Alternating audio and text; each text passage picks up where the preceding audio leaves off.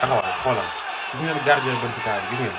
gis ngeen gardien bi instant bi ñoo ngi à la 97e minute regardez Mourinho moo wax gardien bi demal vas-y demal mbëkk ji parce que gardien bi moom yëgul woon lu xew parce que Benfica moo mën woon 3-2 mais ñoom jàppoon nañ ne c'est bon résultat bi baax na parce que maa ngi gis sax si dernier instant yi góol bi am na benn bal mu teg ko dënn taxaw ne day rey temps te instant boobu noonu Benfica dafa soxloon but réalisateur mu ngi teg caméra bi si kaw sax supporter yaa yi kaas gars ñoo commencé pousser ba bi coup franc bi amee Mourinho ne ko vas-y demal. regardez xool leen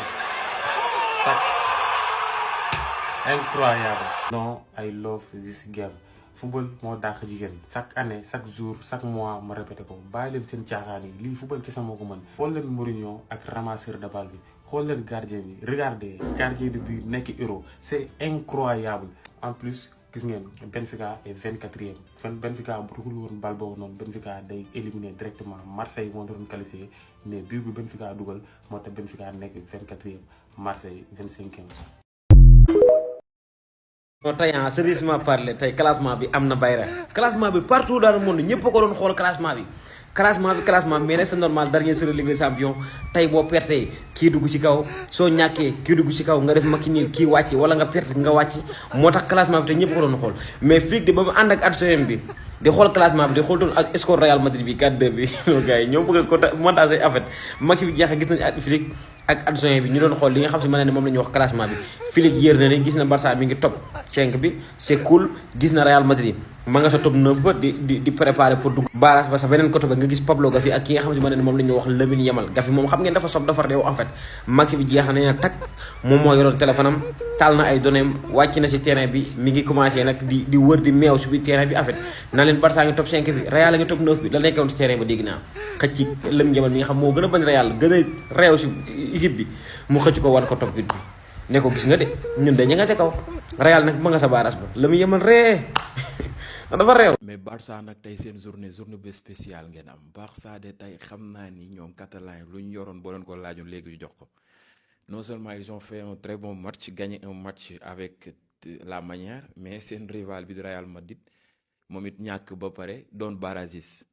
mais Mamadou Lamine Yamal gone gi xam nga boobu ba léegi maa ngi koy wax xam nga gëj naa koo xas mais maturité bi muy footballé ces temps-ci c'est autre chose mais l'entrée de Bernal a changé complètement le match de FC Barcelone. Barça est le roi de deuxième mi-temps moom dalay bàyyi premier mi-temps nga def say mbir yaa ma gën a xam ba deuxième mi-temps mu débloqué situation bi mais Mamadou Lamine Yamal un très bon joueur Rafinha cadre leader no problème no faute zéro faute il continue à nous impressionner mu ngi noonee Koke ñu naan ko mën naa ni Hans Flick début match bi il a débuté avec 2 numéro 10 nag absence su Koke di Pedri avec un sentinelle pointe basse Koke di Eric Garcia mais après au finish deuxième mi-temps gis nañ mu changé indiwaat Bernard ci côté technicité ci côté organisation il a apporté quelque chose ci ay premières sorties de balam di permettre équipe bi à ce que ñu mën a lancer wu ci occasion franc yu mën a tegu ci temps avec un très bon Lamine Yamal Rashford ce coup franc direct laa gëj a gis pour wane ne actuellement l'équipe de FC Barcelone mu ngi am confiance bu yaatoo mu ngi noonu njëkk leen dugal taxul nga gagné leen loolu lañ indiwaat encore une fois mais Balde un très bon joueur félicitations à vous les Catalans doon ngeen actuellement ci top 8 bokk ngeen ci may na xaar ci commentaire yi kan mooy seen homme du match jàngeen ci Lamine Yamal quel joueur vraiment neexu ba neexu te actuellement ni Lamine Yamal caractère gi mu yor engagement détermination bi mais actuellement ni képp koo xamante ni yaa ngi vie Lamine Yamal par nga xam ne Lamine Yamal actuellement dafa am beneen changement waxuma leen ci côté progression ci côté football bi de mais côté en dehors du football Lamine Yamal ñu bëree bëri lan lañ ko doon blâmer saison daaw bi mën na football talent bi mi ngi si moom mais lenn moo nekk si moom dafa réew ay historique bi dafa bëri li muy wax dafa bëri mais Lamine Yamal actuellement ni soo demee compte Instagram photo yu bëri yoo xamante ni publié woon na ko fa Lamine Yamal daf ko retiré waat parce que su ma juumul 5 publications dafa bàyyi xaw ma 6 publications loolu di wane ne booy bi actuellement nii dafa mature dafa màgg ci lu bëree bëri tax actuellement nii xam na li koy xaar ndax gis na fi 2 semaines ci ginnaaw wala ay mois ci ginnaaw bi mu fi nekk mu fi forme adduna bi ñëpp a jug Lamine Yamal waaw xam na du gudd topp na jigéen yi réew na bëri na wax li muy assuré bëri na booy bi ñu leen xaar leen dama am benn feebar bu ma daal ñu koy wax si feebar si actuellement nii moo sonal Nico Williams dama koy traité bis bu ñëwaatee ma nekk en forme awma leen lu ma yëg sama yaram bi ngeen xam ne booy bi ngeen fi samp maa ko dàq football ba ci suuf kaw ba ci suuf te wanenti na ko chaque match la muy yemal actuellement nii di ñu wan ne actuellement nii progression bi nga xam si mën na ne moo nekk si moom match tay bi mën na ne benn biti daal ak magnifique passe boo xam si ni laal na ko ki nga xam si mën na ne moom la ñuy wax Robert Lewandowski actuellement daal boobu daal neexul ba neexul vraiment mu nekk koo xam si ni actuellement nii mi ngi progrès sur lu bëri si biir terrain bi ak li nga xam si mën nañu wax en dehors du terrain FC Barça nag nekk na loo xam si ni bi fi affaire yi amee coow lu bëri am Barça wax na ko moom day jël booy bi protéger ko boppam vraiment mu nekk loo xam si ni man loolu bi ko Barça waroon def mooy yàgg actuellement nii def na ko gis na ne booy bi jamono yi mi ngi amal yore sur bëri di focus si li nga xam si moom la ñuy wax bal bi xam li nga xam si moom moo nekk ci kanamam te bañu bàyyi xel li nga xam si mën ne moo nekk ci ginnaawam gën nañ après ginnaaw bi nga xam si mën ne match bi jeex na moom lañ tàbb jox ko li nga xam si moom la ñuy wax MV. taxawal xoolal gis ngeen gardien Benfica bi gis ngeen gardien bi instant bi ñoo ngi à la 97e minute regardez Mourinho moo wax gardien bi demal vas-y demal mbëkk ji parce que gardien bi moom yëgul woon lu xew parce que Benfica moo mën woon 3-2 mais ñoom jàppoon nañ ne c'est bon résultat bi baax na parce que maa ngi gis sax si dernier instant yi góol bi am na benn bal mu teg ko dënn taxaw ne day rey temps te instant boobu noonu Benfica dafa soxla woon but réalisateur bi mu ngi teg caméra bi si kaw sax supporter yaa yi kaas gars ñoo commencé pousser ba bi coup franc bi amee Mourinho ne ko vas-y demal. regardez xool leen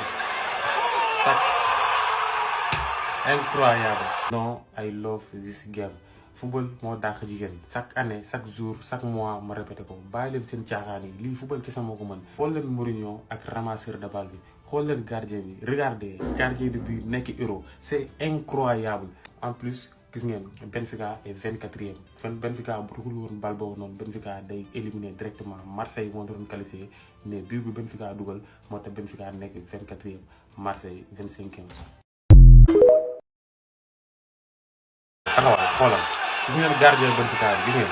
gis ngeen gardien bi instant bi ñoo ngi à la 97e minute regardez Mourinho moo wax gardien bi demal vas-y demal mbëkk ji parce que gardien bi moom yëgul woon lu xew parce que Benfica moo mën woon 3-2 mais ñoom jàppoon nañ ne c'est bon résultat bi baax na parce que maa ngi gis sax si dernier instant yi góol bi am na benn bal mu teg ko dënn taxaw ne day rey temps te instant boobu noonu Benfica dafa soxla woon but réalisateur bi mu ngi teg caméra bi si kaw sax supporter yaa yi kaas gars ñoo commencé pousser ba bi coup franc bi amee Mourinho ne ko vas-y demal. regardez xool leen incroyable. non I love this game. football moo dàq jigéen chaque année chaque jour chaque mois ma répété ko bàyyi leen seen caaxaan yi lii football kese moo ko mën. xool leen Mourinho ak ramasseur de balle bi xool leen gardien bi regardez gardien de but nekk Euro c'est incroyable. en plus gis ngeen Benfica est 24e Benfica bu dugul woon balle boobu noonu Benfica day éliminer directement Marseille moo doon qualifié mais but bi Benfica dugal moo tax Benfica nekk 24e Marseille 25e. mais non. I love this game ku fi waxati football taxaale ko ak leneen football moo dàq jigéen ku ko weranteeti ma jaale sama bakkan gars biu gardien bi Benfica seen gardien bi tey moo dugal fin temps moo tax Benfica qualifié te but bi dafa am importance trop but bi éliminé na ay équipe but bi qualifié loo na ay équipe parce que gars yi comme ni ngeen ko gisee nii Benfica est 24e Marseille est 25e avant but bi di dugg Marseille moo nekkoon 24e Benfica nekk 25e alors que Benfica moo mënoon Real 3-2 Benfica amoon na victoire mais qualifié gul woon Benfica était éliminé parce que goal différence su Marseille moo gënoon baax pourtant ñoom seen joueurs yi ñoom bàyyi si woon xel sax mais si dernier instant yi dernière occasion yi lañ ko signalé ñu am benn coup franc góol bi monté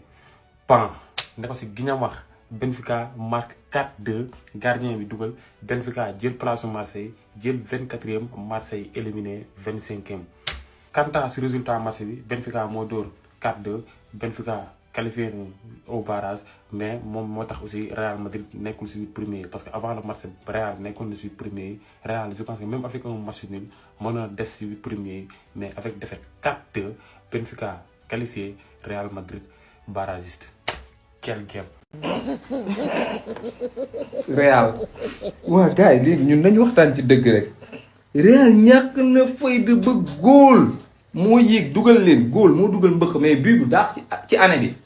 bii bi maanaam lu dul biiwu Pape Gueye final bi bii moo dàq ci àdduna bi ci at bii nii gars yi léegi man ñoom ñoo ñu yéene woon maanaam ñun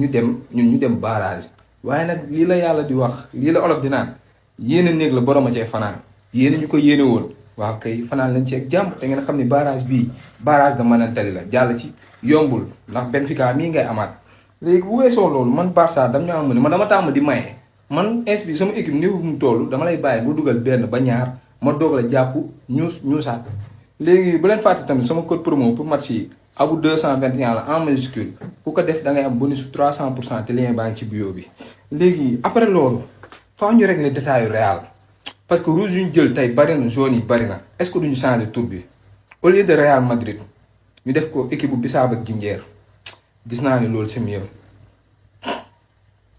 maa jégalu de. non I love this game ku fi waxati football taxaarle ka ak leneen football moo dàq jigéen ku ko werantee te ma jaale sama bakkan gars biu gardien bi Benfica seen gardien bi tey moo dugal fin temps moo tax Benfica qualifié te bii bi dafa am importance trop bii bi éliminé na ay équipe bii bi qualifié loo na ay équipe parce que gars yi comme ni ngeen ko gisee nii Benfica est 24e Marseille est 25e avant bii bi di dugg Marseille moo nekkoon 24e Benfica nekk 25e alors que Benfica moo mënoon Real 3-2 Benfica amoon na victoire mais qualifié gul woon Benfica était éliminé parce que goal différence su Marseille moo gënoon baax pourtant ñoom seen joueurs yi ñoom bàyyi si woon xel sax mais si dernier instant yi dernière occasion yi li leen ko signalé ñu am benn coup franc goal bi monté pan ne ko si giñam wax Benfica marque 4-2 gardien bi dugal Benfica jël place Marseille jël 24e Marseille éliminé 25e. quant à ce résultat match bi Benfica moo dóor 4-2 Benfica qualifié na au barrage mais moom moo tax aussi Real Madrid nekkul si 8 premiers parce que avant le match Real nekkoon na si 8 premiers Real je pense que même avec un match nul mën na des si 8 premiers mais avec défaite 4-2 Benfica qualifié Real Madrid barragiste. Quel game. Bah alors les rageux? En fait, à tous les matchs, c'est pareil, c'est la même. Il va vous en mettre plein la vue à tous les matchs. Et ce soir, Yamal, sur ton deuxième mi-temps, il était trop boosté. Là, il y a même pas 2-3 jours, il te met une retournée. Et là, ce soir, festival avec Rafinha, Rashford, Lewandowski, tout le monde a marqué.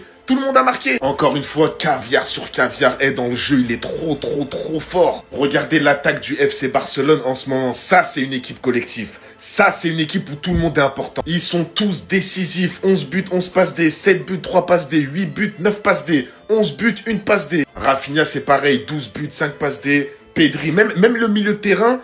8 passes D, 2 buts. Ferran Torres, 15 buts, 1 passe D. Fermin Lopez, 10 buts, 10 passes D. Ça, c'est mon club. Aujourd'hui, on perdait 1-0. Il y en a, ils pensaient qu'on allait perdre. Fallait juste regarder la deuxième mi-temps, les gars. Tout doucement, on y allait. Deuxième mi-temps, 1, 2, 3, 4. Marcus Rashford qui vient nous mettre un coup franc magnifique au Camp Nou. Fermin Lopez qui aurait pu marquer. Et en vrai, aujourd'hui, si vraiment la finition, elle était là à 100%, on aurait gagné 8-1. C'est juste qu'en première mi-temps, leur gardien, il a fait beaucoup d'arrêts et on a quand même beaucoup raté. Même Lamine Yamal, même Rafinha, ils ont beaucoup raté en première mi-temps. Mais on a été là jusqu'au bout, jusqu'à Barça. Non mais incroyable. José Mourinho game na Real Madrid nii non football mën lu ne avant match bi merengue yi doon kaañ catalan yi naan leen ñoom duñ ay équipe barragiste yéen toog leen ci catégorie barrage ñoom dañuy qualifié football a gaaw même pas 3 heures de temps bul bi tourné na ba Real actuellement mooy barragiste Barça doog ci top 8 jël 5e position.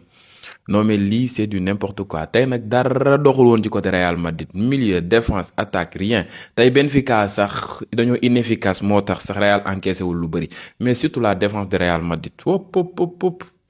un mauvais défense beaucoup de déchets techniques ay placement yu bon tactiquement zéro techniquement beaucoup de déchets techniques Oysen rien Karares rien Camavinga mi doog a dugg rien Tchouaméni 0 Vinicius waxaale moom Mbappé moom a fait le taf lan ko soxlaay def na ko muy 2 bi la claqué le reste kenn xamul ni match bi mujjee mais Mourinho c'est un très grand coach gardien bi Benfica bi kenn ëpp ko fit non mais football dafa yéeme football dafa gaaw moo tax loo ciy wax rek na nga ko xam. Bon courage à vous les merengues seen journée tey bi doo leen ko fàtte mukk ba ilaa yawmi diin ma ngeen xaar ci commentaire yi nan ngeen gisee li ni mel c'est extraordinaire ça.